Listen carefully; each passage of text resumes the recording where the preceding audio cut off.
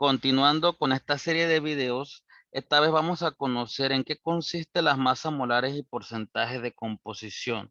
Hay una relación entre ambos conceptos que nos interesa que el día de hoy ustedes puedan comprenderlo.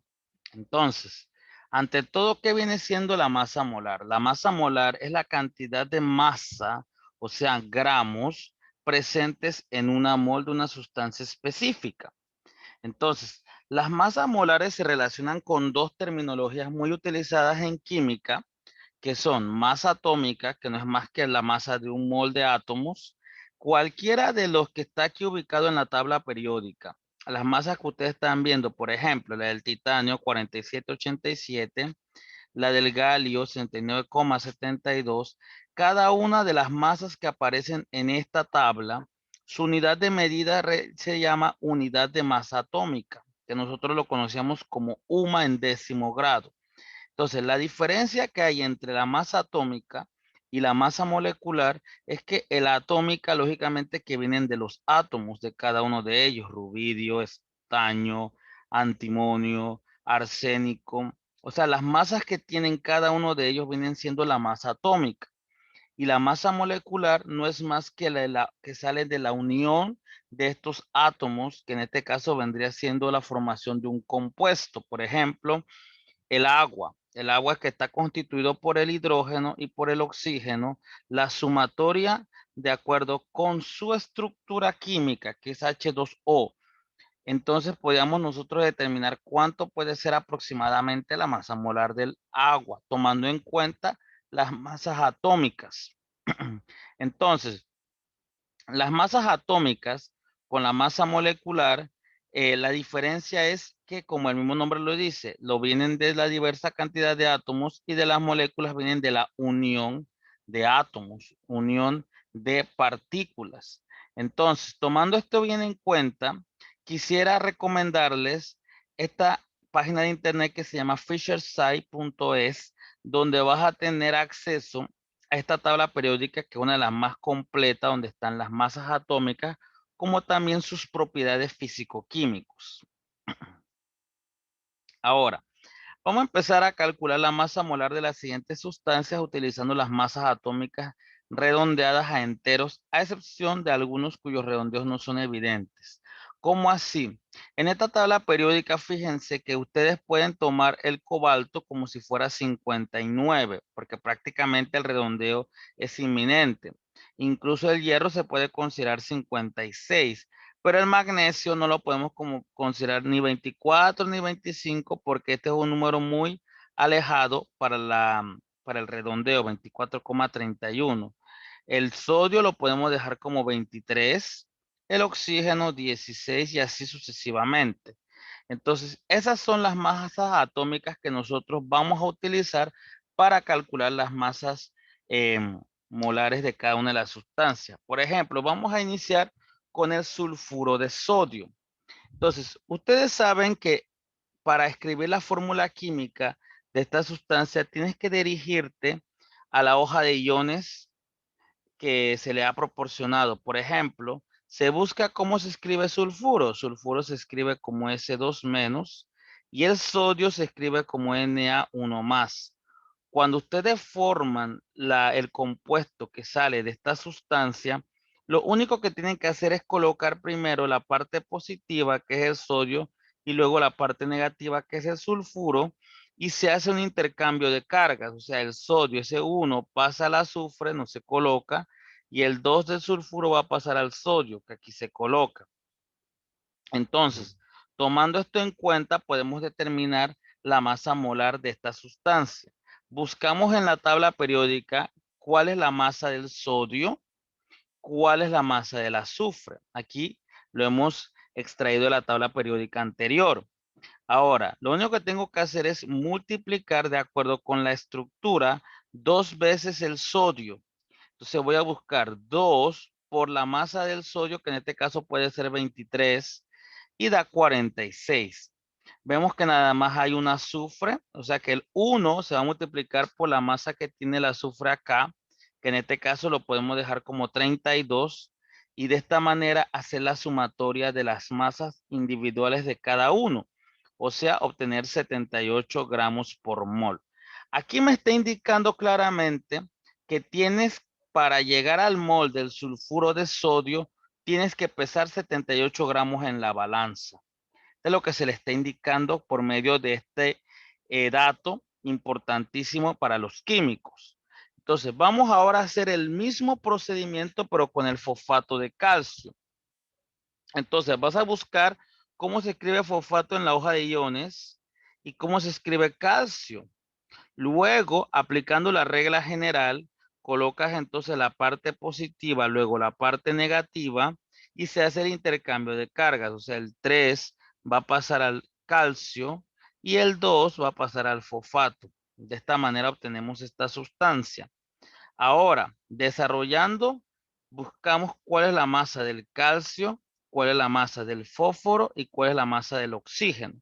Ya cuando ya tienes esto definido, solamente hay que ir buscando las masas correspondientes. En este caso sería 3 calcios, 2 fósforo, porque este 2 encierra cada uno de los elementos, y de oxígeno sería 8, porque 2 por 4 es 8.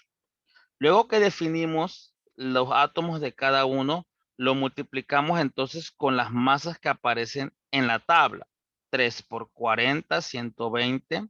2 por 31, 62. Y 8 por 16, 128. Haciendo la sumatoria de esos tres elementos, obtengo que la masa molar es de 310 gramos mol.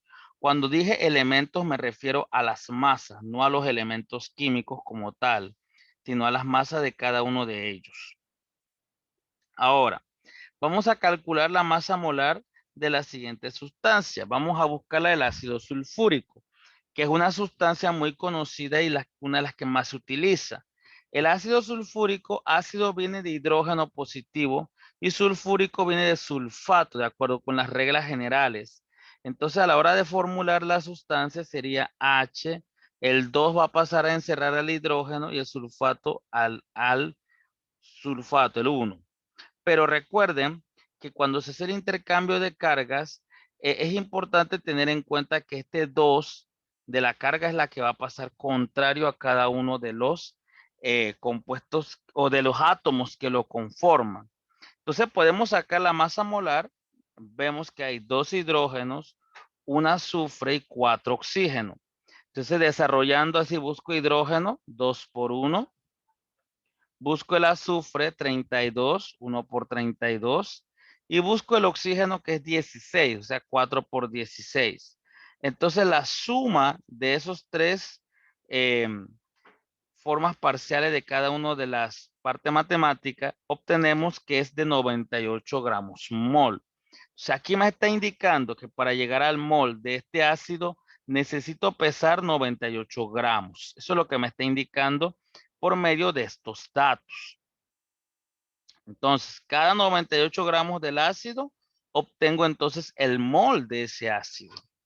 Entonces, realizando el recorrido, vamos ahora al acetato de antimonio.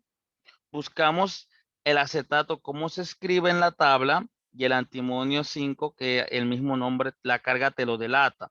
Entonces, cuando tú vas a escribir la fórmula, se coloca el positivo, luego el negativo, y como aquí el 5 viene a encerrar a toda esta tanda, entonces hay que ponerle el paréntesis. Y el 1 ya se sobreentiende que es la del, en este caso, del antimonio.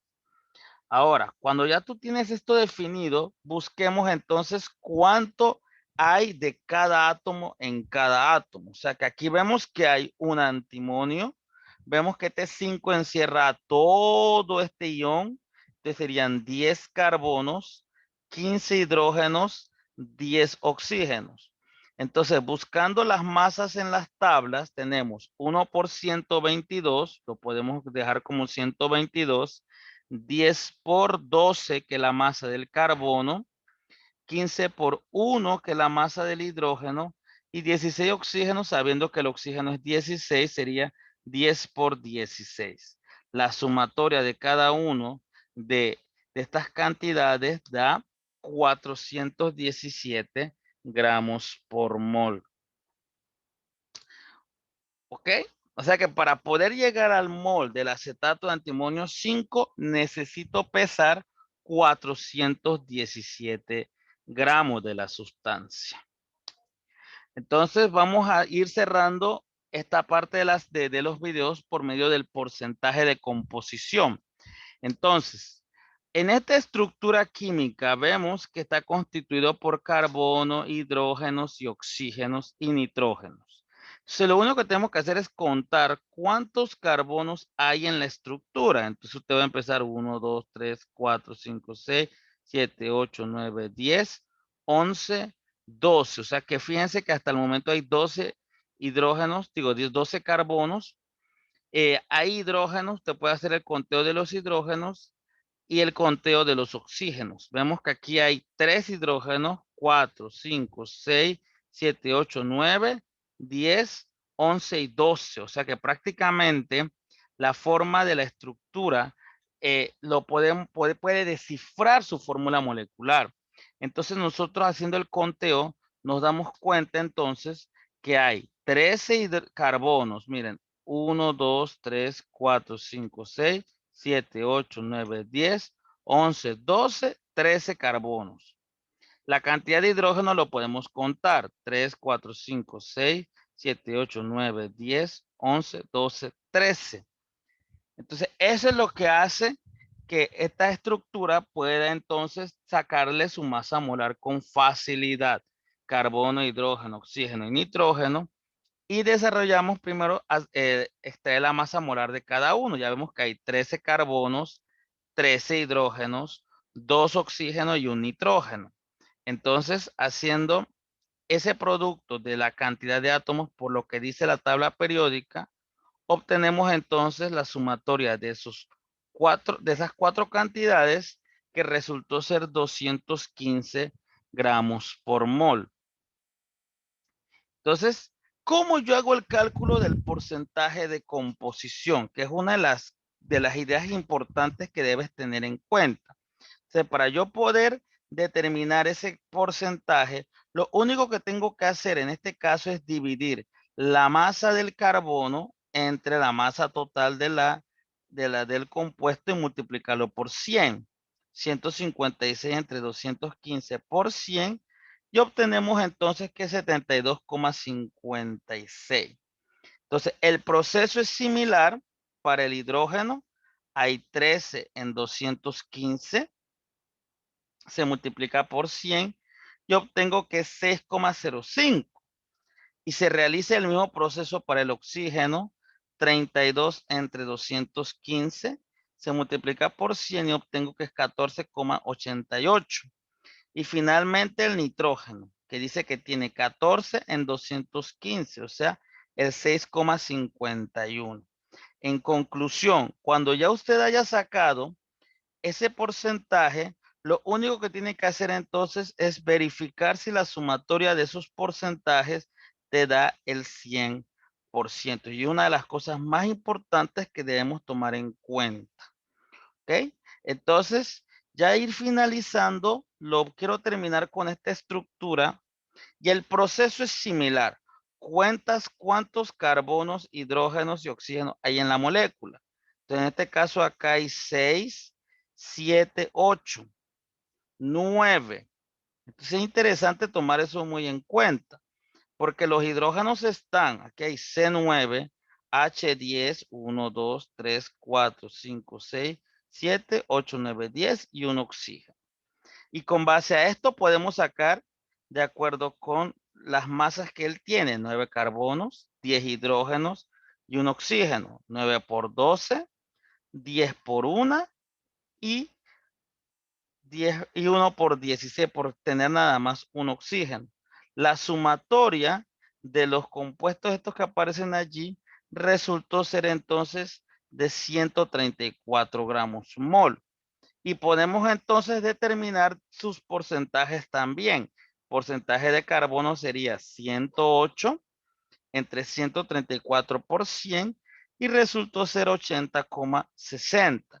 Hago lo mismo para el hidrógeno, 10 en 134, 7,46 Y el oxígeno, que sería 16 entre 134 por 100, sería 11,94.